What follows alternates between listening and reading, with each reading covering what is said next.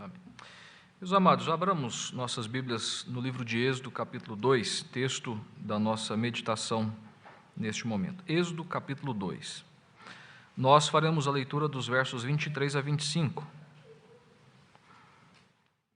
Livro de Êxodo, capítulo 2, os versos de 23 a 25. A vida após a queda, após o pecado cometido por Adão e Eva, tornou-se repleta de desafios e dificuldades. Nós olhamos para a maldição que Deus lança para o homem e vemos como, de fato, haveria espinhos, abrolhos no cultivar da terra, como a mulher iria sofrer dores sobremodo ao dar o parto. E de lá para cá as coisas são marcadas pelo sofrimento, por lutas, enfermidades, o desemprego. Nós vemos crises sociais, políticas. O nosso país é marcado atualmente por uma situação em que nós vemos os extremos sendo manifestados como opções, tanto no aspecto político como no aspecto social, aspecto econômico. Nós começamos a seguir extremos e isso começa também a trazer algumas implicações terríveis para o nosso convívio. Ou você está de um lado ou você está de outro. Basicamente é o diálogo, o discurso que se tem hoje e onde não se há diálogo. E isso vai trazendo alguns outros problemas.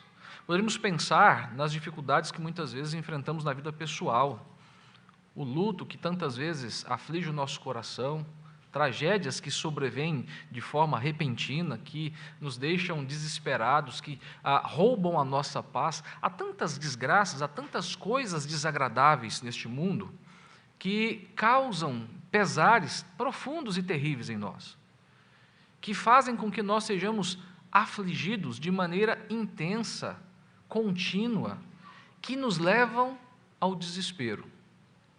Quando nós olhamos para o texto de Êxodo, nós vemos exatamente esse cenário sendo descrito nos primeiros capítulos. E o capítulo 2 encerra fazendo referência àquilo que nós já vimos. Nós já pensamos um pouco sobre o texto inicial e vimos ali no capítulo 1, quando o autor Moisés vai então descrever a fidelidade de Deus, vai apresentar um povo maltratado, mas um povo abençoado, e vai nos mostrar também no capítulo 2 como Deus cumpre os seus propósitos. E eu gostaria então de chamar a sua atenção para esses versos finais, lembrando as 3 primícias que eu já tenho ressaltado rotineiramente quando nós temos meditado nesse texto. A primeira delas é que o livro de Êxodo não é uma história de uma batalha entre Moisés e Faraó. Ele não relata simplesmente uma luta entre Israel e os egípcios. Não, antes de qualquer coisa, esta é uma descrição de uma batalha maior. É parte da guerra de Deus e o diabo. Segunda premissa importante nós pensarmos é que o livro de Êxodo nos apresenta um paradigma da nossa salvação. Quando nós olhamos para o livro dos Salmos, os profetas, vamos para o Novo Testamento, vemos os autores desses livros e cartas fazendo referência ao texto de Êxodo como um modelo daquilo que Deus opera em Cristo, aquilo que Ele realiza em nosso favor para nos salvar. Talvez o maior e mais claro exemplo disso seja a celebração da Páscoa, quando Deus liberta Israel do cativeiro para conduzi-los à terra prometida, que é um tipo daquilo que Cristo fez, da obra do Senhor, a sua crucificação, o cordeiro que foi imolado, e aquilo que realmente Deus graciosamente opera na vida do seu povo para trazer salvação. E a terceira premissa extremamente importante é que o verdadeiro herói de Êxodo não é Moisés, não é Israel ou nenhum outro personagem senão o próprio Deus. O livro de Êxodo, ao estudarmos, ao lermos Êxodo, nós encontramos Deus do começo ao fim. E esse texto, de forma especial, nos mostra algo muito importante, que nós precisamos ser lembrados rotineiramente sobre o nosso Deus. Ele é o verdadeiro refúgio.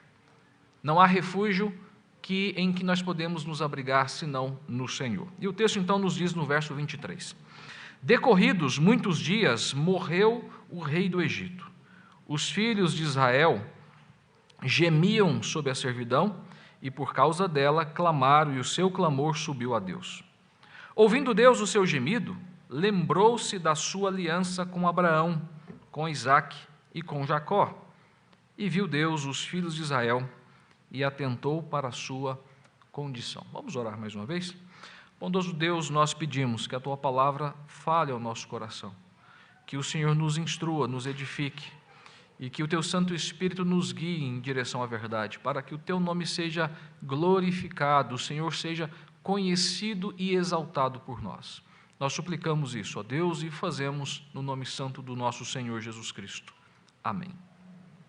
Meus amados, nós olhamos então para esse texto e vemos aí que a narrativa começa fazendo um lapso temporal, decorridos muitos dias. Provavelmente seja uma referência à saída de Moisés do Egito, a sua ida para o deserto de Midian e os fatos que são descritos aqui no texto anterior. Nós não sabemos exatamente a que período esses muitos dias se referem, mas certamente já era um longo período, dado a narrativa que nos é apresentada. Quando Moisés chega no deserto de Midian, ele então se casa com Zípora, tem o filho aí que se chama Gerson, conforme o verso 22, e a própria constatação que esse nome se dá porque ele era peregrino em terra estranha. E o texto, na sequência, nos mostra que há a morte do rei do Egito. Há uma discussão se isso é uma referência a Tutmés III ou talvez a Sete I, mas independentemente de qual seja o rei, o faraó que governava naquele momento, o mais importante para nós e para a nossa compreensão do texto é o fato de que esse registro aponta uma possibilidade de Moisés, então, retornar ao Egito. E é exatamente o que vai acontecer na sequência da narrativa a partir do capítulo 3, quando Deus, então, comissiona esse servo de forma clara para que ele retornasse e liderasse Israel na sua saída do Egito e peregrinação até a terra da promessa. Esse é o ponto mais significativo que nos é apresentado aqui com essa expressão que aponta a morte do faraó. E na sequência nós olhamos então dois aspectos que são importantes nós analisarmos. O primeiro tem a ver com o povo de Israel, a situação de Israel que é apresentada mais uma vez. E aqui nós não temos nenhuma novidade. A narrativa nos apresenta que Israel, os filhos de Israel, gemiam sob servidão. Ou seja, Moisés tinha saído da terra do Egito, foi para o deserto, e a situação de Israel continuava exatamente a mesma. Perseguições, aflições, tirania, muito sofrimento, amargura. Era a terrível jornada de muitos anos que estava acontecendo e permanecia real na vida do povo. Se nós pensarmos a título de uma ilustração, entendimento aqui, nós vamos ter aí talvez pouco mais de 40 anos, ou pelo menos, deixa eu mudar minha fala, pelo menos 40 anos desse sofrimento. Lembre-se, o capítulo 1 descreve o povo já sofrendo antes do nascimento de Moisés. Depois o texto no capítulo 2 nos apresenta o nascimento de Moisés, e o povo continuava escravo. Passa-se 40 anos e Moisés então foge para o deserto. Então, se nós pegarmos apenas o período do nascimento de Moisés até a sua fuga, são pelo menos 40 anos de escravidão. E qual era esse quadro? Veja comigo aí no capítulo 1, verso 13 e verso 14, é importante nós revisitarmos para lembrarmos exatamente do que se trata essa designação feita no verso 23 sobre a realidade de Israel. Os egípcios com tirania faziam servir os filhos de Israel, e aí o texto então passa a descrever como isso era feito. Lhes faziam amargar a vida com dura servidão, em barro e em tijolos, e com todo o trabalho no campo, com todo o serviço em que na tirania os serviam. Então observe, meus queridos, que o texto vai mostrar a dureza, os sofrimentos, a amargura que caracterizava a realidade de Israel até aquele momento. E eu volto a ressaltar, são pelo menos 40 anos. É claro que o texto nos dá margem para pensarmos um pouco mais, uma vez que Moisés, fugindo para Midian, ele vai se casar, vai ter filho e vai passar mais 40 anos ali. Não sabemos exatamente com precisão a que momento se refere esse trecho das Escrituras, os versos de 23 a 25 do capítulo 2, mas sabemos que já decorreu um longo período de sofrimento. É muita coisa. E a situação não melhorava, a situação não mudava. Nem mesmo a morte do filho do rei do Egito trouxe alívio àquele momento vivido pelo povo. E o texto então descreve que eles gemiam. Essa expressão que é traduzida por gemiam, ela traz a ideia de pelo menos 3 coisas. Esse gemer pode ser um lamento, uma murmuração, uma reclamação. Então, necessariamente neste caso, não seria algo direcionado ao próprio Deus. Mas essa também é uma palavra usada para trazer a ideia de um coração partido. Só para ressaltar, por exemplo, Ezequiel, capítulo 9, o verso 4, usa a mesma expressão para lamento, e não um lamento referido a Deus. Quando nós olhamos para Ezequiel capítulo 21, nós vamos observar o uso da mesma palavra para os outros dois significados, que é a ideia de estar com o coração partido, a ideia de estar arrasado, devastado, consumido por uma realidade terrível. Ou ainda, nessa mesma linha, a ideia de uma tristeza amarga, uma tristeza que causa incômodo e muito sofrimento.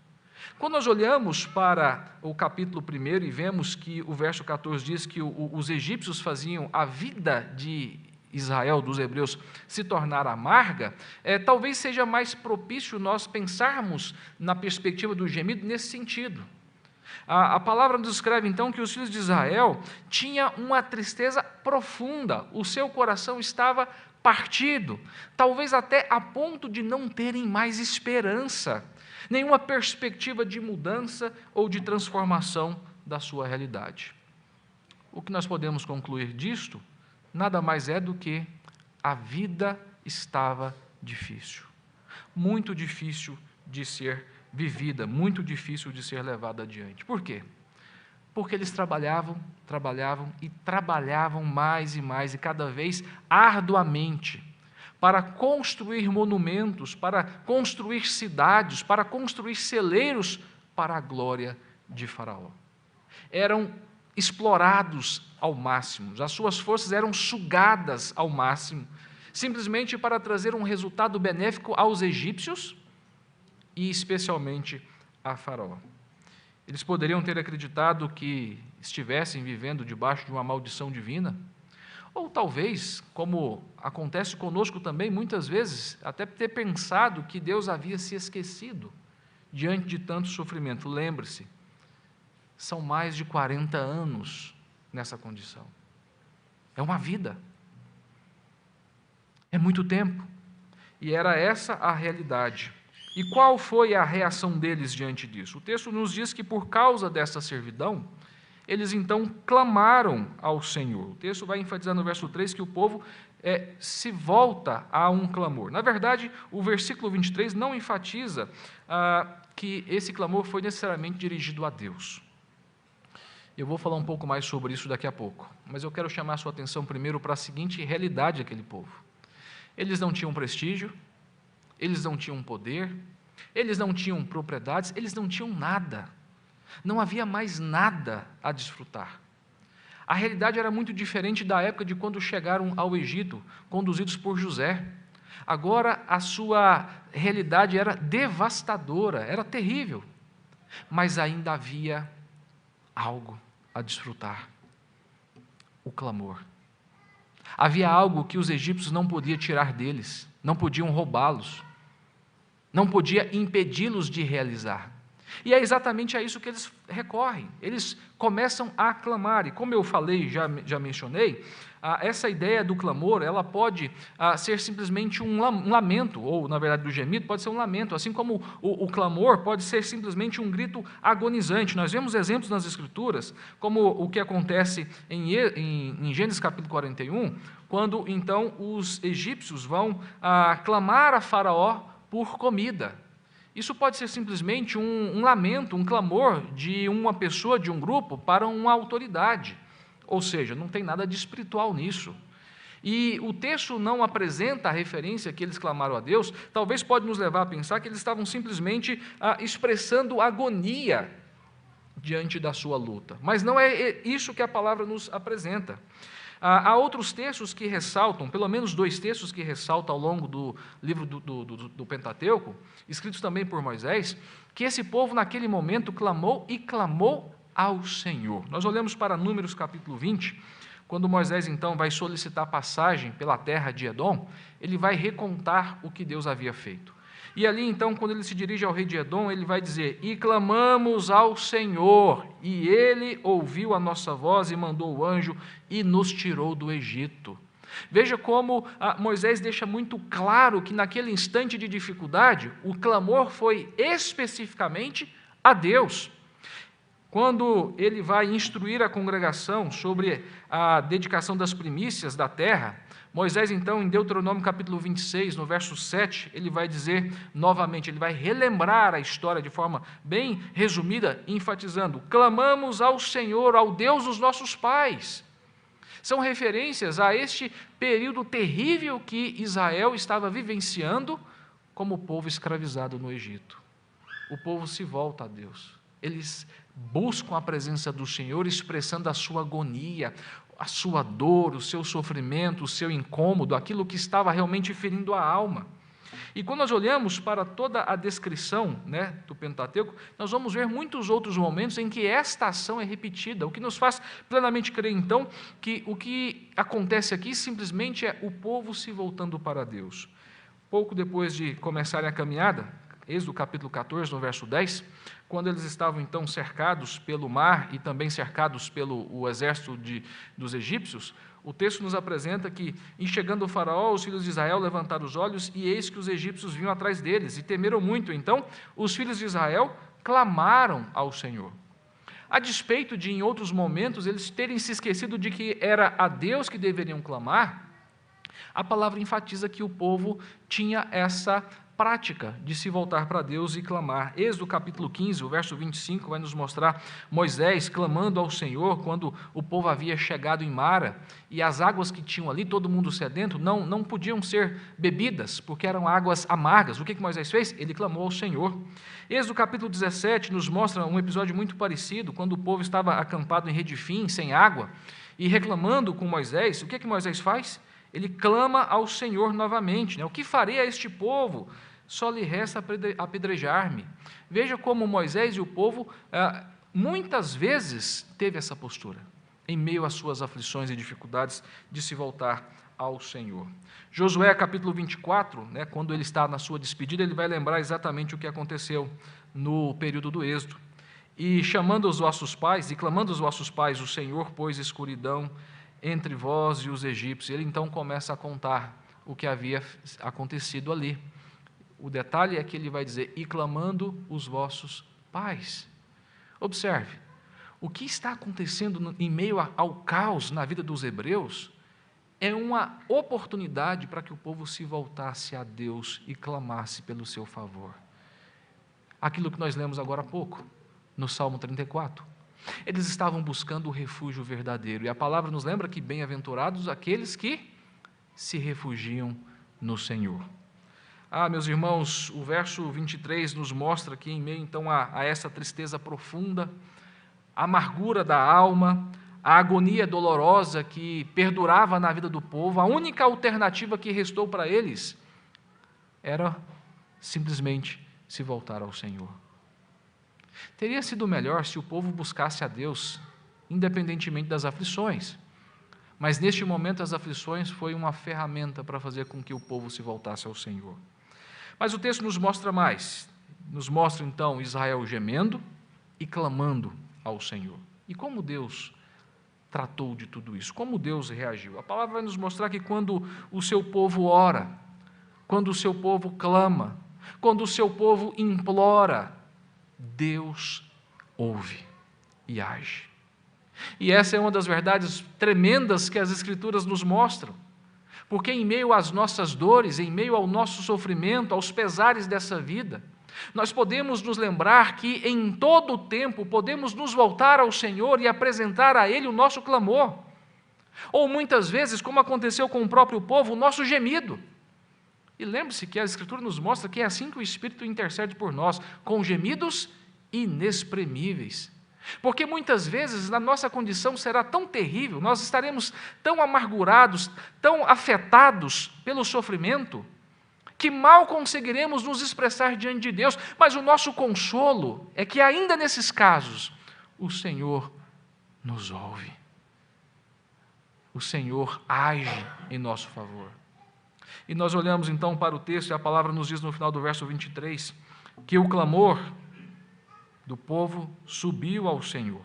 O clamor do povo subiu ao Senhor. E no verso 24 e 25, A Escritura nos apresenta 4 verbos para ressaltar aí a ação ativa de Deus em favor do povo.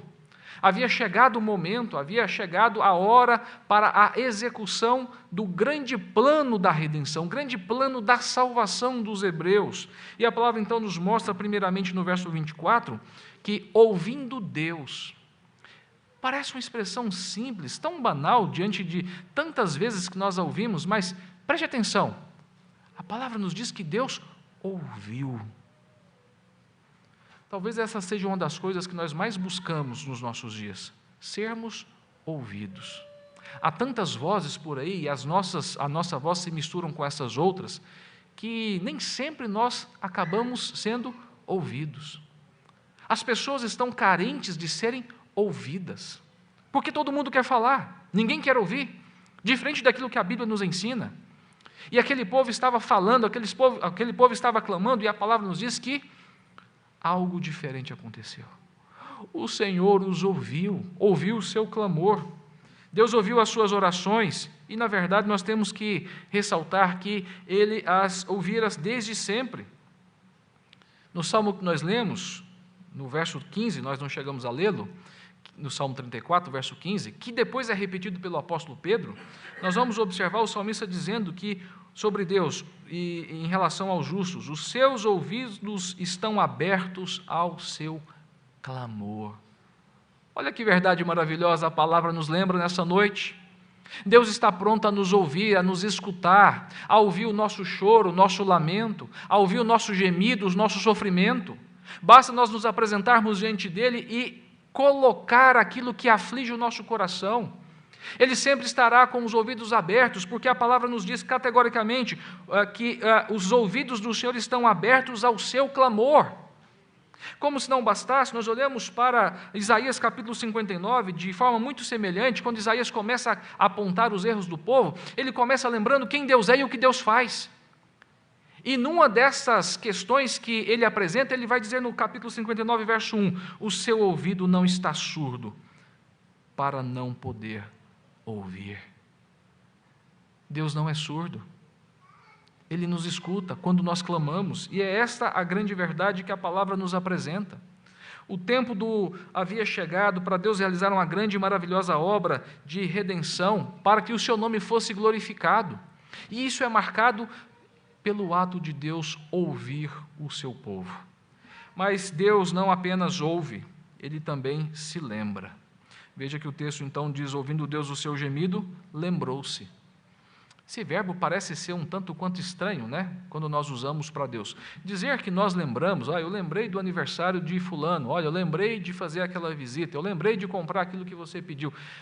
São coisas normais para nós. Parece que é algo mais facilmente aplicado a nós. Quando nos reportamos a Deus como alguém que se lembra, é algo que pode soar estranho, e de fato soa muito estranho, dependendo da interpretação que nós dermos para essa expressão. A ideia de Deus se lembrar não implica uma recuperação acidental de uma memória.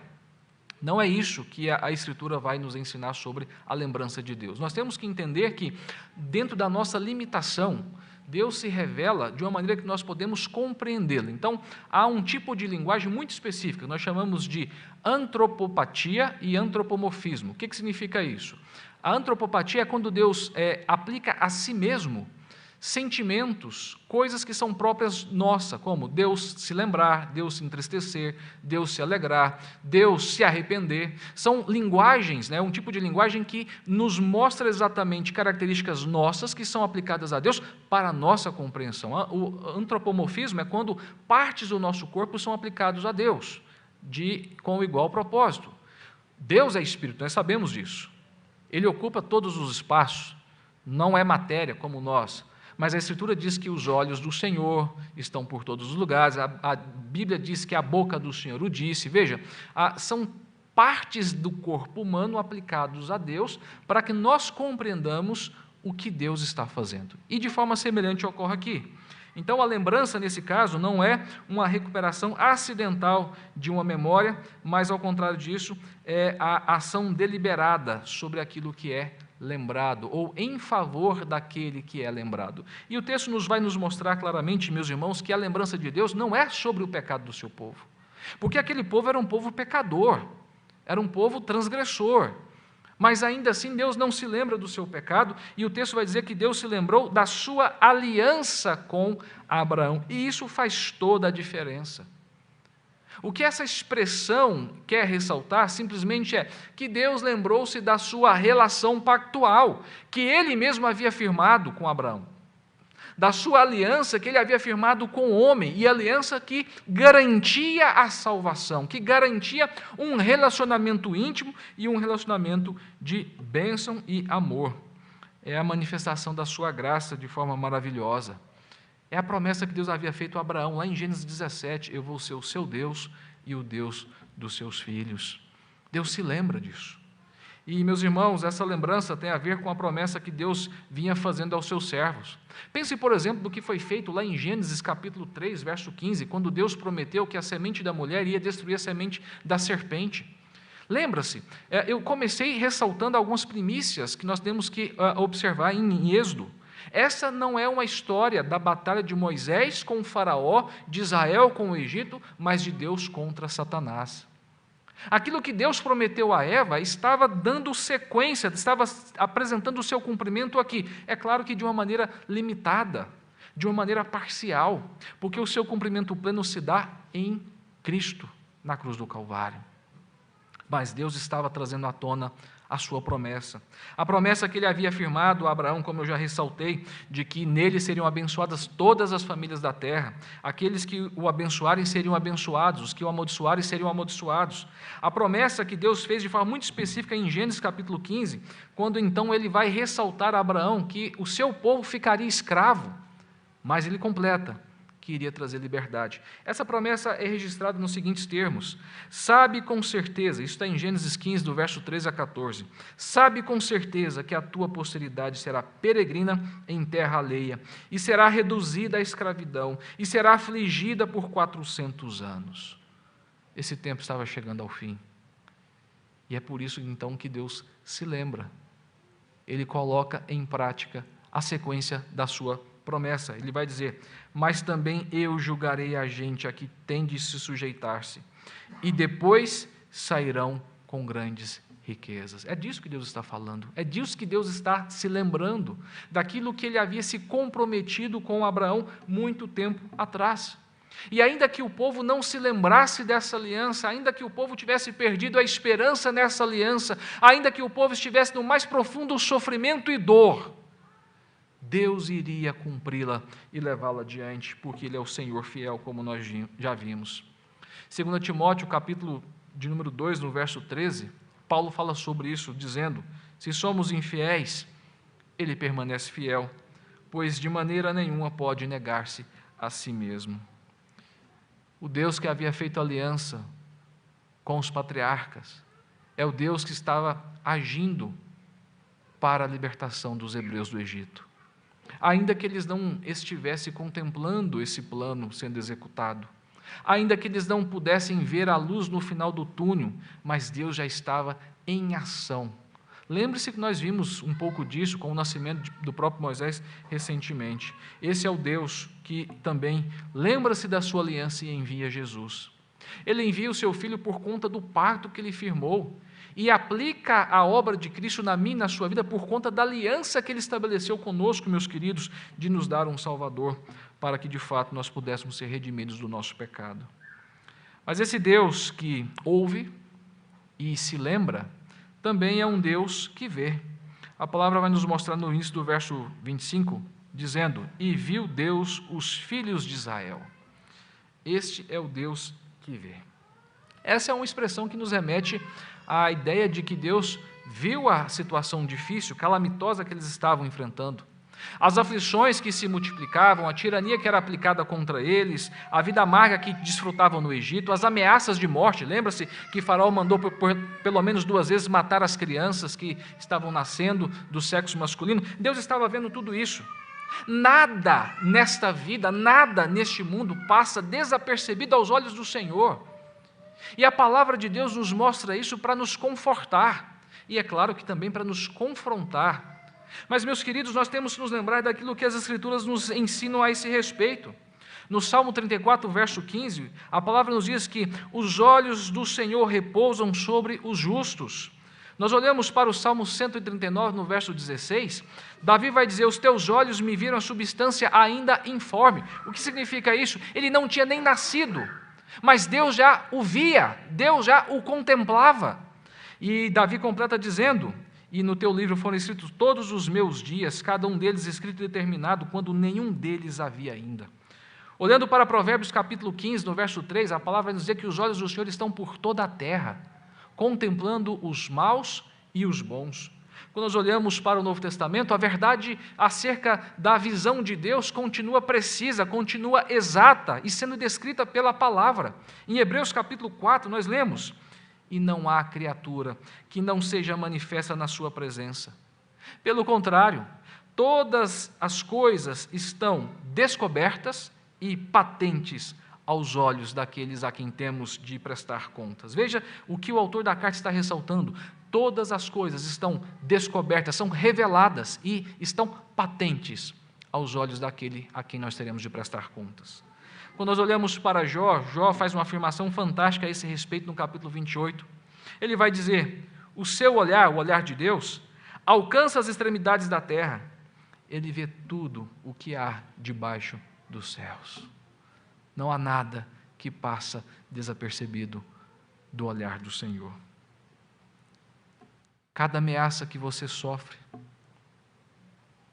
cada golpe que acerta você, cada tropeço em sua caminhada, cada momento de dor, cada lágrima que é vertida, cada noite que não é dormida, cada dia de sofrimento na sua vida, meus irmãos, tudo isso, tudo é conhecido e é visto pelo Senhor. Ele enxerga todas as coisas e sabe exatamente a nossa realidade, a nossa condição, como sabia o que estava acontecendo com seus filhos no Egito. E lembre-se que o Senhor não vê como o homem o exterior. Ele conhece o nosso íntimo porque Ele vê o coração. E a palavra nos mostra que esse Deus que ouve, que se lembra e que vê, também é o Deus que conhece.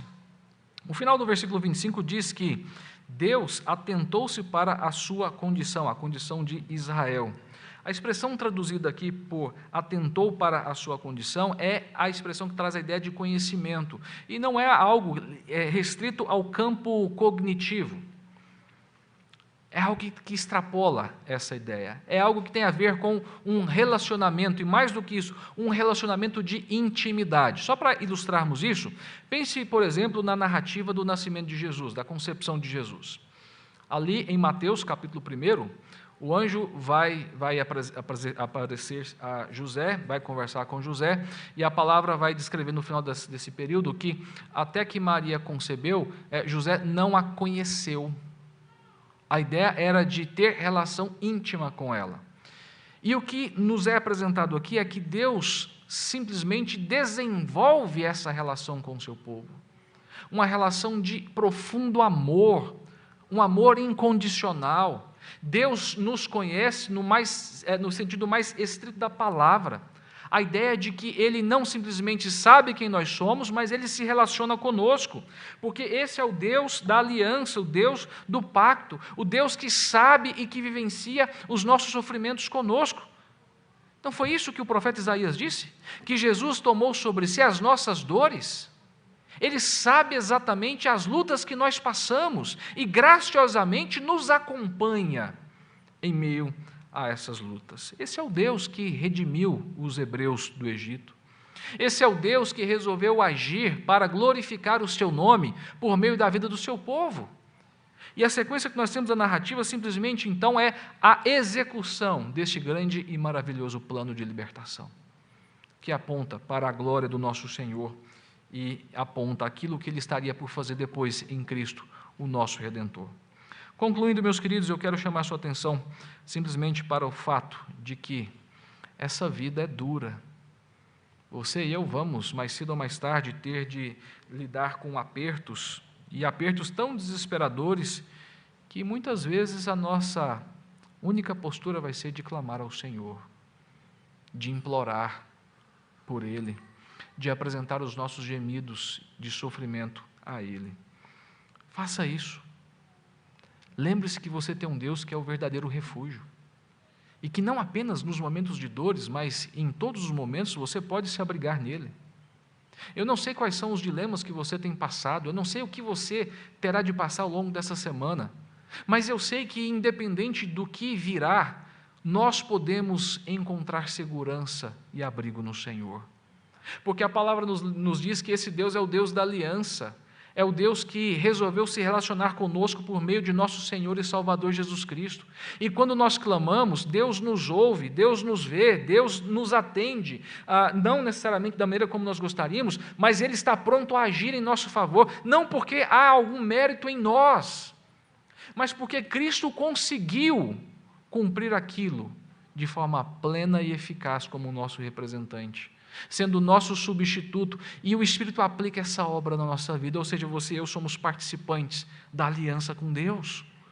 Então clame, faça como Davi. A palavra nos diz que Davi, então, quando cercado por inimigos, se volta ao Senhor dizendo: escuta, Rei meu e Deus meu, a minha voz que clama, pois é a ti que imploro. Clame ao Senhor, implore ao Senhor pelas suas lutas, pelas suas angústias, por aquilo que machuca e fere a sua alma. Faça como o povo hebreu em meio ao sofrimento. Em outro lugar, a palavra nos diz: das profundezas clamo a ti, Senhor. Escuta, Senhor, a minha voz.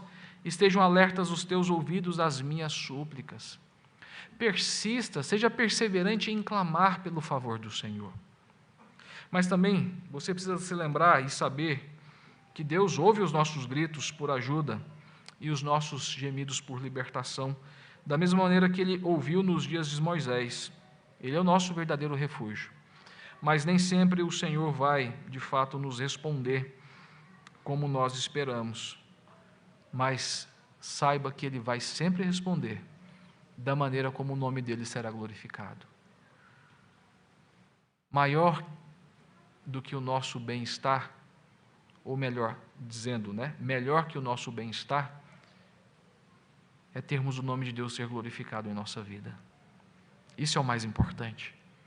Não há nada melhor para nós, não há nada mais sublime para a vida de um ser humano do que ter o nome do seu Senhor, o seu Deus, sendo glorificado nele. Clame ao Senhor sabendo que Ele vai se lembrar que você pertence a Ele por causa da aliança de graça que Ele firmou em Cristo. Mas clame sabendo que Deus nem sempre vai responder da maneira como você gostaria. A resposta de Deus é Moisés. Você deve se lembrar o que aconteceu com Moisés, né? Quem te constituiu juiz entre nós? Ele fugiu por conta da reação dos seus irmãos, diante de uma tentativa de libertá-los, de ajudá-los.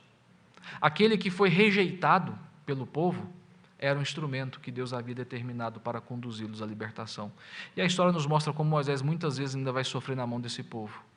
Deus respondeu, talvez não exatamente da maneira como Israel esperava, mas Ele trouxe libertação. Ele trouxe a glória e a exaltação do seu nome. Clamemos ao Senhor, que é o nosso